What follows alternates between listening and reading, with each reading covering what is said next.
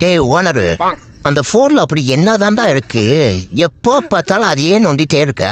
ஓ, பொம்பளை படத்தை பார்த்துட்டு இருக்கியா? உன் பொண்டாட்டிட்ட போட்டு விடுவாடா. எப்பாடி நீ எவ படத்தினாலும் பாத்துக்க.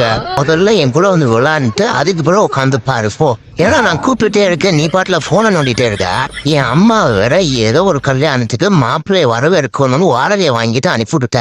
நான் எங்க அம்மா கூட போறேன்னு சொன்னப்ப, ஏய் நீ உங்க அம்மா கூட போகாத, உனக்கு துணையா நான் இருக்கேன், நம்ம 2 பேரும் விளையாடுவோம் அப்படின்னு சொன்ன. இப்போ உட்காந்து போன்ல பொம்பளை படத்தை பார்த்துட்டு இருக்கா. டேய் எப்படிப்பா ஒரு நாள மட்டும் உலகமாக உருட்டல் மன்னனா இருக்க முடியுது?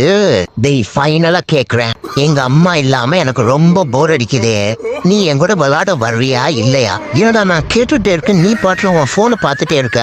ஒரு ஆடு இப்படியே தட்டி கொடுத்துதான்டா நீ ஏமாத்திட்டே இருக்க. இது சரியா வராது.